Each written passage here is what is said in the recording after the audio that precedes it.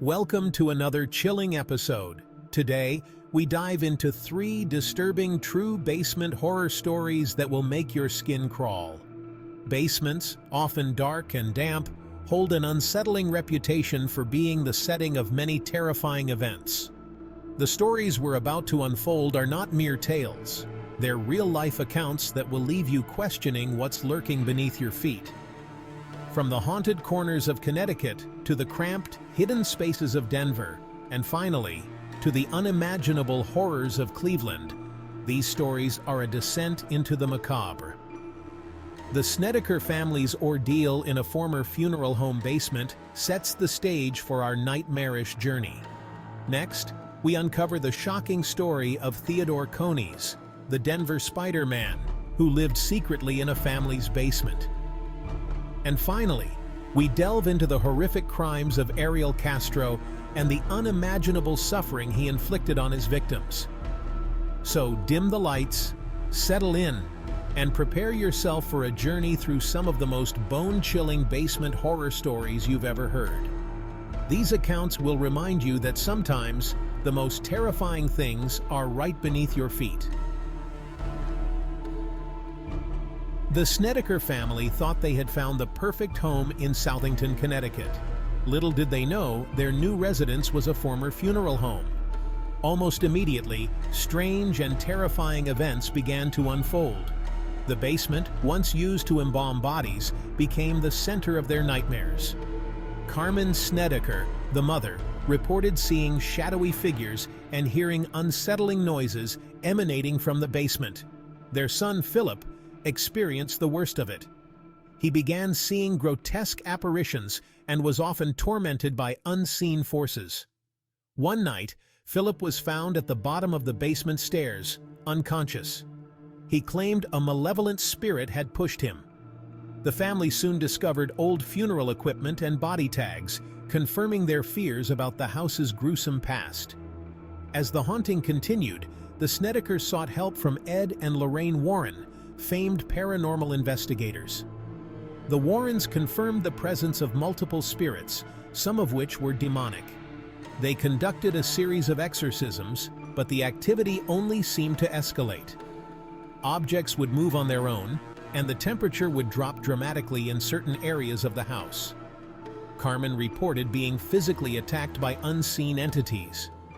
She described feeling hands grabbing her and hearing whispers in her ear.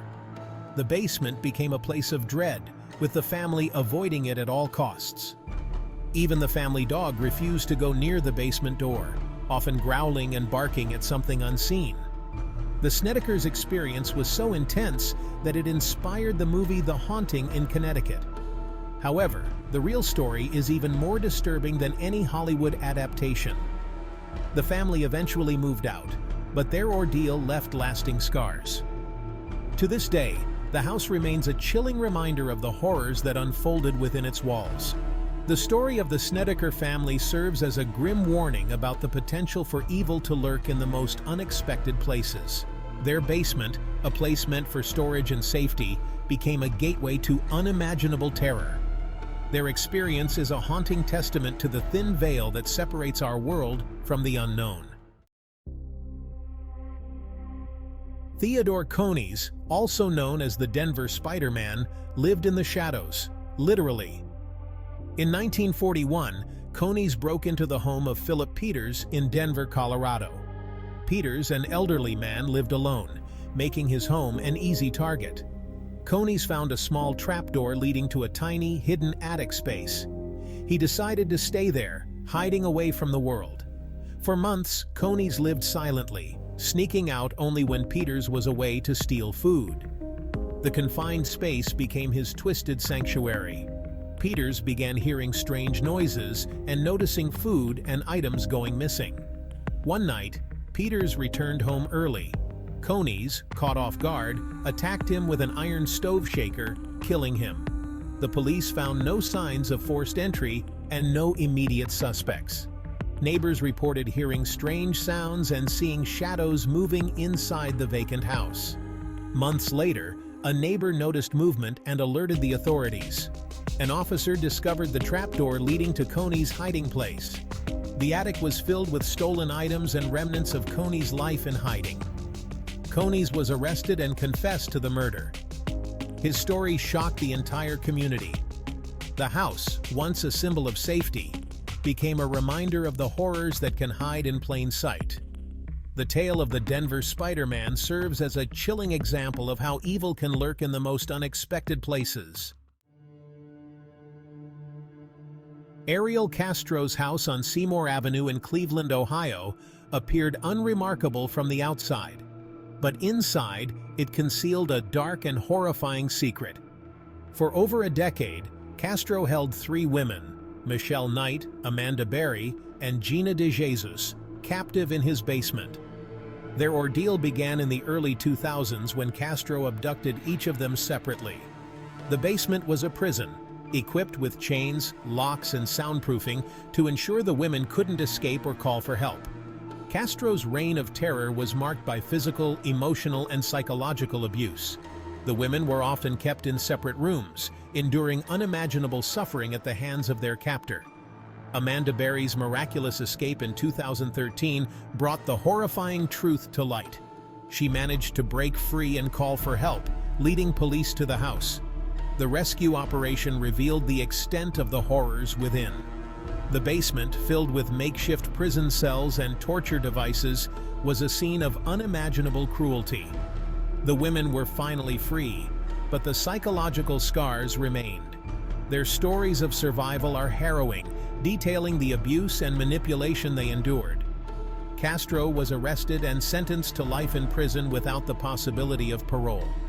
The house was eventually demolished, but its dark legacy lingers in the memories of those who lived through the nightmare. The Cleveland House of Horrors is a stark reminder of the evil that can hide behind closed doors. Castro's ability to maintain a facade of normalcy while committing such heinous acts is both disturbing and terrifying. The courage and resilience of the survivors serve as a beacon of hope amidst the darkness, but the story remains a chilling testament to human cruelty.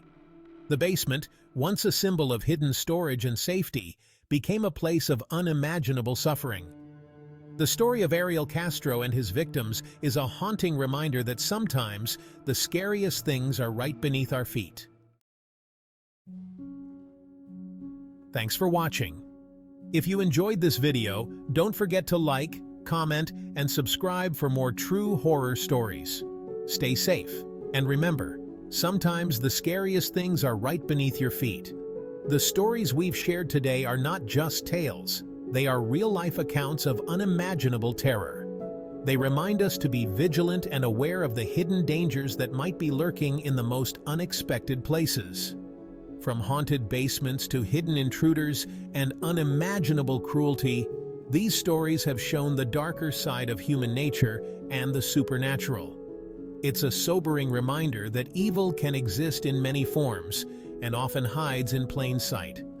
As you go about your daily life, remember these stories and let them serve as a warning to always be cautious.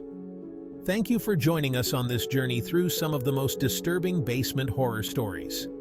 We hope these accounts have left you with a sense of unease and a heightened awareness of the hidden dangers around us.